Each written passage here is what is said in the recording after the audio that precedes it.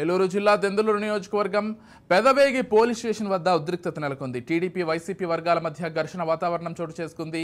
హత్యాయత్నం కేసులో ఉన్న ముద్దాయిని తన టీడీపీ కార్యకర్త అంటూ పెదవేగి పోలీస్ స్టేషన్ నుండి చింతమనేని ప్రభాకర్ బలవంతంగా తీసుకెళ్లారు.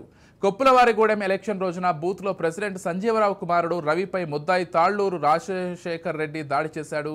దీంతో పెదవేగి పోలీస్ స్టేషన్లో తాళ్లూరి రాజశేఖర్పై కేసు నమోదైంది. ముద్దాయి రాజశేఖర్ను చింతమనేని ప్రభాకర్ దౌర్జన్యంగా లాక్కొని తన కారులో తీసుకుని వెళ్లారు. హత్యాయత్నం కేసులో స్టేషన్లో ఉన్న ముద్దాయిని చింతమనేని ప్రభాకర్ తీసుకెళ్లిపోవడంపై పోలీస్ స్టేషన్ ఎదుట వైసీపీ శ్రేణులు బైఠాయించి నిరసన తెలిపారు. కేసు రిజిస్టర్ చేశాం. దీని మీద ఎస్పీ గారు ఇమీడియట్ గా స్పందించి 5 పార్టీలను పంపించడం జరిగింది.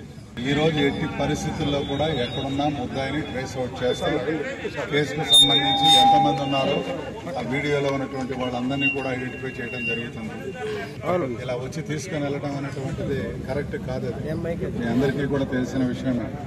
మీ అందరూ కూడా తలా ఒక మాట మాట్లాడుతుంటే మా దగ్గర సమాధానం ఉండవండి. ఫీల్ అయ్యేదానికన్నా మేము ఇంకా 10% ఎక్కువ ఫీల్ అవుతున్నాం. మాకు అవకాశం ఇవ్వండి. అంతేగాని ఒకటి జరిగిందని మా మీద మీరు మాట్లాడితే ఏం చెప్తాం? చెప్పగలిగింది ఏముండదు.